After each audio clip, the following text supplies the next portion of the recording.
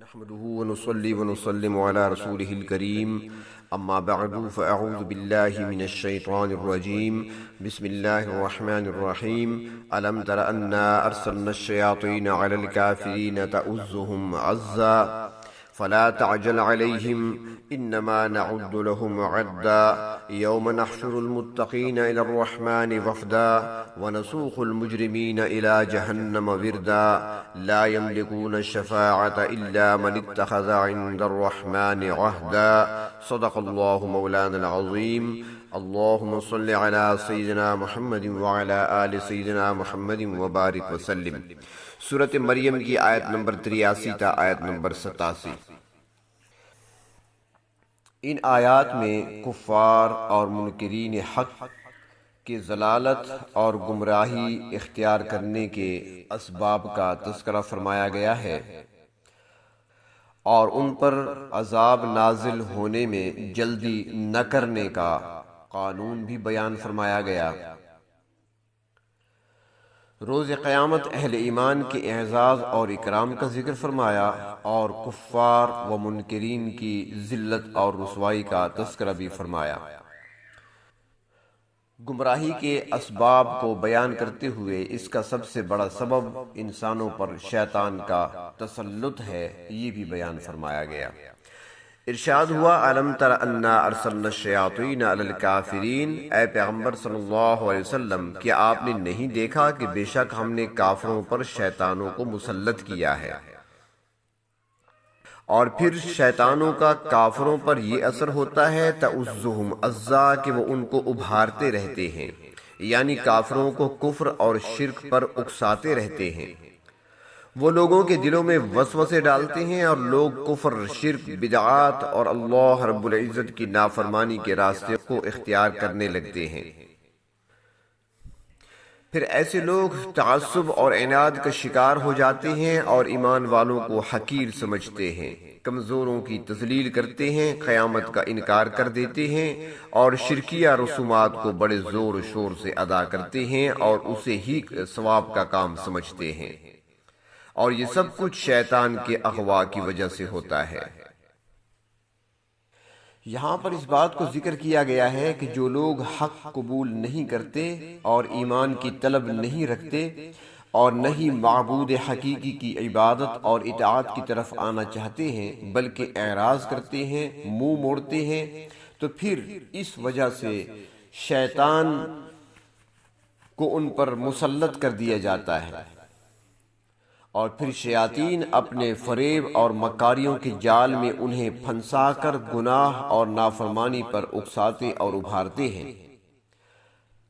اور پھر ایسے لوگ ایسے بدنصیب ہوتے ہیں کہ اپنی قوت ارادی سے کام نہیں لیتے اور شیطانی اثر کو قبول کر لیتے ہیں، اور اس طریقے سے وہ سخت عذاب کے مستحق ہو جاتے ہیں۔ گمراہی کی طرف لے جانے والے اسباب اور بھی ہیں۔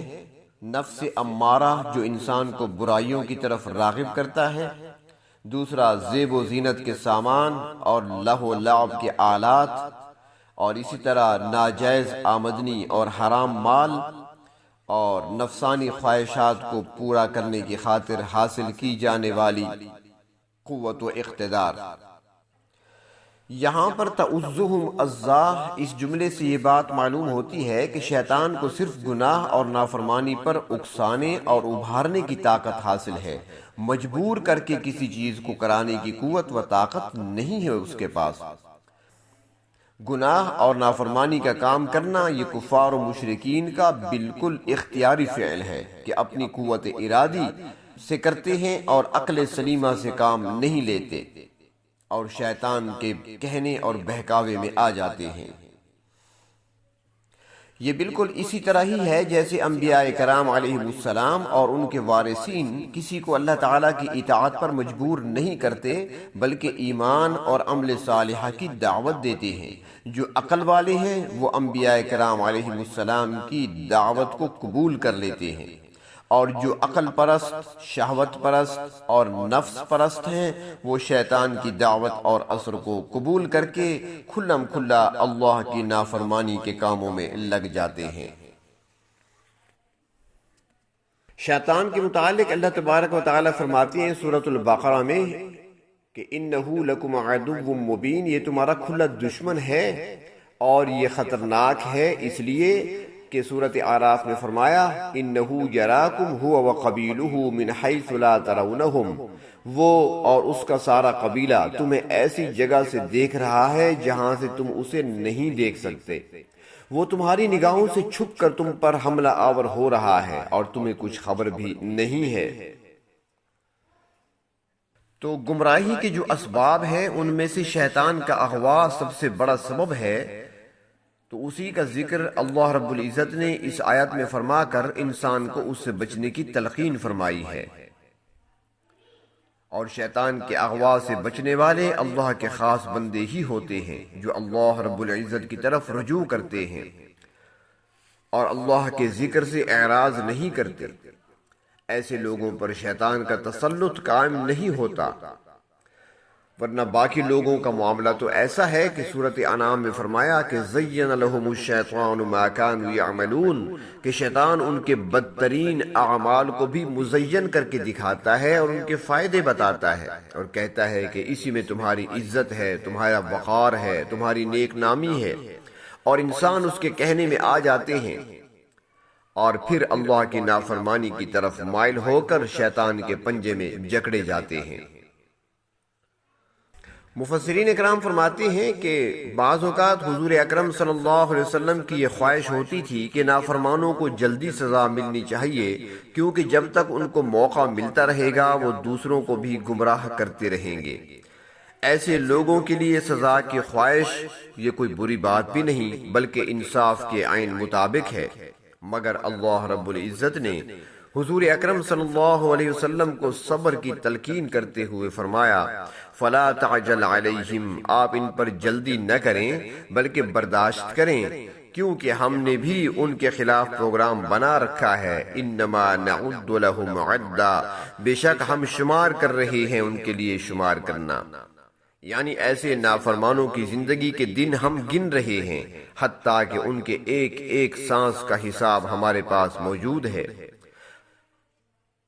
اس وقت ہم ان کو مہلت دے رہے ہیں اور ان کی ایک ایک حرکت کو جانتے ہیں، جب ہماری مہلت پوری ہو جائے گی تو پھر ہم ان کی رسی کو کھینچ لیں گے، لہٰذا آپ جلدی نہ کریں اور صبر سے کام لیں۔ تو یہاں بتایا جا رہا ہے کہ مہلت اور ڈھیل کا یہ مقصد ہرگز نہیں ہے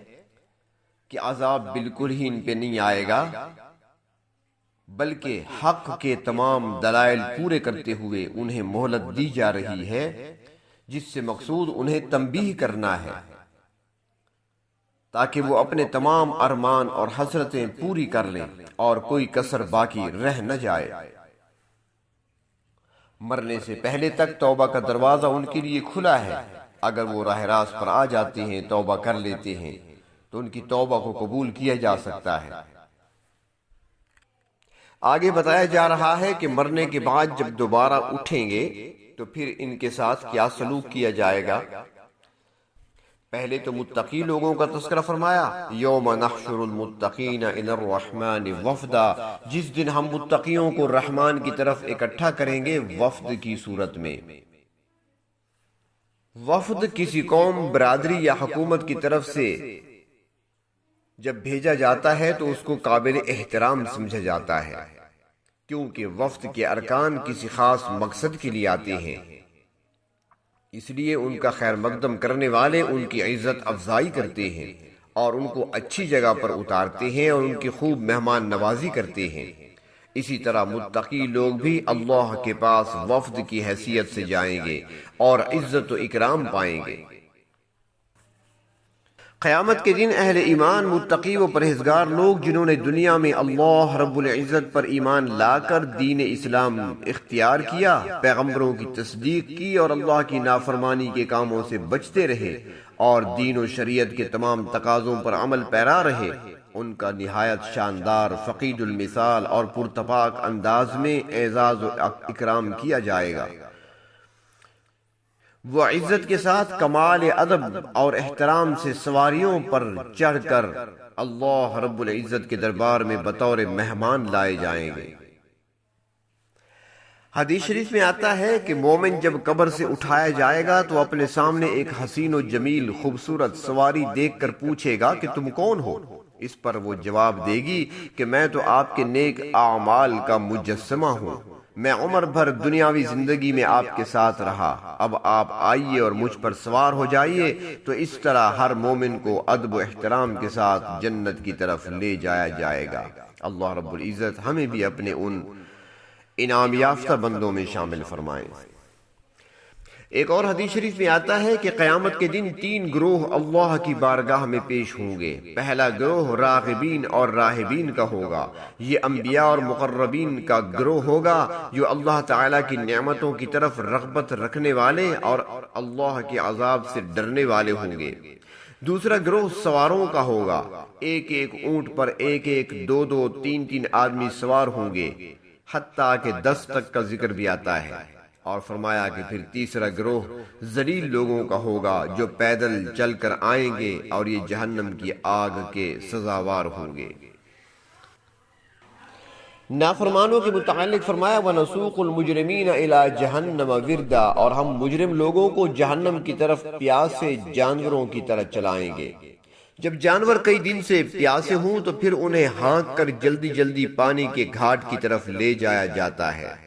مجرمین کو بھی اسی طرح ہانک کر میدان حشر میں لایا جائے گا، اور پھر حساب و کتاب کی منزل آئے گی اور ان کا آخری ٹھکانہ جہنم ہی ہوگا۔ روز قیامت کفار کی جہنم کی طرف جانے کی حالت انتہائی رسوا کن ہوگی۔ یہاں ان میں سے 2 حالتوں کا ذکر فرمایا کہ اس وقت اہل کفر و ضلالت کی حالت تشویشناک ہوگی کہ انہیں ہانک کر جہنم کی طرف دھکیلا جائے گا جس طرح کے جانوروں کو ہانکا جاتا ہے، اور دوسرا یہ کہ اس طرح سخت پیاس کی حالت میں کہ ان کے گلے اور حلق پیاس کی شدت سے خشک ہو رہے ہوں گے، تھوک نگلنا بھی ان کے لیے دشوار ہوگا، حالانکہ دنیا میں انہیں ہر طرح کی نعمتوں سے، آسائش و سہولیات سے نوازا گیا تھا۔ اور پھر ایسے ہی مجرموں کے متعلق فرمایا لا یملکون الشفاعہ، یہ کسی قسم کی شفاعت کے مالک نہیں ہوں گے، کیونکہ کافر، مشرک اور منافق کی کوئی بھی سفارش کرنے کے لیے تیار نہیں ہوگا۔ نبی اکرم صلی اللہ علیہ وسلم کا فرمان مبارک ہے کہ میری شفاعت میری امت کے ان لوگوں کے حصے میں آئے گی من لا یشرک باللہ شیئا، جو اللہ کی ذات کے ساتھ کسی کو شریک نہیں بناتے، یعنی جس کا ایمان صحیح ہوگا اور عقیدہ پاک ہوگا اس کو شفاعت حاصل ہوگی۔ مفسرین اکرام فرماتے ہیں کہ قیامت کے دن شفاعت کے حوالے سے 2 اصولی باتیں ذکر فرمائی گئی ہیں یہاں پر۔ پہلی بات یہ کہ شفاعت کے حوالے سے ہر طرح کا اختیار صرف اور صرف اللہ تعالی ہی کے پاس ہے، مخلوق میں سے کسی کو یہ اختیار حاصل نہیں۔ اللہ تبارک و تعالیٰ کی مرضی کے بغیر سفارش و شفاعت کا معاملہ شروع ہی نہیں ہوگا جب تک اللہ تعالیٰ کی طرف سے اجازت نہیں دی جائے گی، جیسا کہ سورۃ الزمر میں فرمایا قل للہ الشفاعۃ جمیعا، آپ فرما دیجئے کہ شفاعت کا سارا اختیار اللہ کے پاس ہے، اور اللہ کی اجازت کے بغیر سفارش نہیں ہو سکے گی۔ اللہ تعالیٰ کا واضح فرمان موجود ہے، سورۃ بقرہ میں ہے من ذا الذی یشفع عندہ الا بإذنہ، کون ہے جو اس کی اجازت کے بغیر سفارش کر سکے۔ اور دوسری اصولی بات شفاعت کے حوالے سے یہ فرمائی گئی کہ سفارش بھی صرف اہل ایمان کے حق میں ہو سکے گی۔ وہ شخص جو عقیدہ توحید و رسالت پر پختہ یقین رکھتا ہے اس کے حق میں سفارش کی جا سکے گی۔ کسی بدعقیدہ، کافر، مشرک، منافق وغیرہ کی سفارش کرنے کے لیے کوئی بھی تیار نہیں ہوگا، کیونکہ مجرم لوگ تو شفاعت کے مستحق ہی نہیں۔ فرمایا الا من اتخذ عند الرحمن عہدا، البتہ سفارش کا حقدار وہ ہوگا جس نے خدائے رحمان کے پاس عہد قائم کر لیا، یعنی جو شخص توحید و رسالت کے عقیدے پر پختہ یقین رکھے گا اللہ تبارک و تعالی اس کو ضرور جنت میں پہنچائیں گے، یہی اس کا عہد ہے، اور اسی کے حق میں سفارش ہوگی اور وہ نجات پائے گا۔ تفسیر معالم العرفان میں ہے کہ امام رازی رحمۃ اللہ علیہ نے حضرت عبداللہ ابن مسعود رضی اللہ تعالیٰ عنہ کے حوالے سے عہد نامے والی روایت نقل کی ہے کہ حضور اکرم صلی اللہ علیہ وسلم نے ارشاد فرمایا کہ تم میں سے کوئی ایسا شخص ہے جو ہر روز صبح و شام اللہ تعالیٰ کے ساتھ اس قسم کا عہد کرے، اور وہ الفاظ یہ ہیں کہ اللہم انی اعہد الیک فی ہذہ الحیاۃ الدنیا انی اشہد ان لا الہ الا انت وحدک لا شریک لک وان محمدا عبدک ورسولک فلا تکلنی الی نفسی فانک ان تکلنی الی نفسی طرفۃ عین تقربنی من الشر وتباعدنی من الخیر وانی لا اثق الا برحمتک فاجعل لی عندک عہدا توفینیہ یوم القیامہ انک لا تخلف المیعاد۔ اس کا ترجمہ ہے کہ اے میرے پروردگار، میں اس دنیا کی زندگی میں آپ سے اس بات کا عہد کرتا ہوں کہ میں گواہی دیتا ہوں کہ آپ کے سوا کوئی معبود نہیں ہے، آپ کا کوئی شریک نہیں ہے، اور میں گواہی دیتا ہوں کہ حضرت محمد صلی اللہ علیہ وسلم آپ کے بندے اور رسول ہیں، پس آپ مجھے میرے نفس کے سپرد نہ فرمائیے، کیونکہ اگر آپ نے مجھے میرے نفس کے سپرد کر دیا تو مجھے برائی سے قریب کر دے گا اور مجھے بھلائی سے دور کر دے گا۔ مجھے بس آپ کی رحمت پر ہی بھروسہ ہے، پس میرے لیے اپنے ہاں بخشش اور رحمت کا عہد فرما دیجئے اور اس کو قیامت کے دن پورا فرما دیجئے، یقیناً آپ وعدہ خلافی نہیں کرتے۔